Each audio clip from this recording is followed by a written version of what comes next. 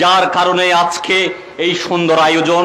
যিনি স্বপ্ন দ্রষ্টা বলা যায়, তারই হাত ধরে যিনি সৈয়দ মৌলানা ইসহাক সাহেব, আসলে ওনাদের সাথে ওনাদের প্রতি আমি কৃতজ্ঞতা জানাচ্ছি এবং ওনাদের আত্মার মাগফিরাত কামনা করছি।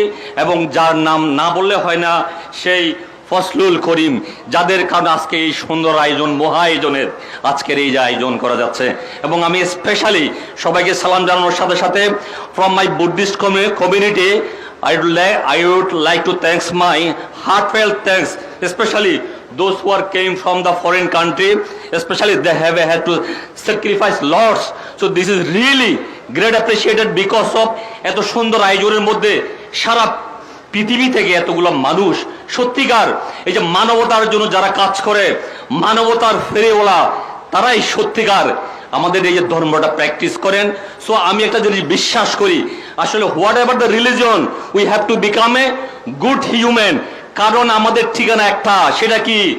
কুল্লে নাফসিন যায়েকাতুল মাউত। এটা যদি সত্যিকার আমরা বিশ্বাস করি, আমাদেরকে কি প্রয়োজন? একজন ভালো মানুষ প্রয়োজন, যার জন্য প্রয়োজন গুড গভর্নেন্স। অনেক ভাইয়েরা কথা বলতেছিল গুড গভর্নেন্স নিয়ে, আসলে যেটা আজকে সারা আমাদের দেশে গত 54 বছর ধরে স্টাবলিশ হয় নাই। এই জন্য ভালো মানুষের প্রয়োজন। তাই আমি কামনা করি আল্লাহর দরবারে ভালো মানুষ আজকে যে স্টেজে যারা বসা আছে, তাদের নেতৃত্বের মাধ্যমে সুন্দর একটা বাংলাদেশ রচনা হবে, এটাই আমার প্রত্যাশা। সবাই ভালো থাকুন, সবাই সুস্থ থাকুন। আমাকে এখানে কিছু বলার সুযোগ দেওয়ার জন্য আমি আজকের আয়োজকের প্রতি আমার কৃতজ্ঞতা জানাচ্ছি।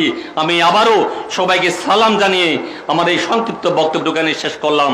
আসসালামু আলাইকুম, সবাই ভালো থাকেন। আমার অনেক অনেক দোয়া রইল সবার প্রতি।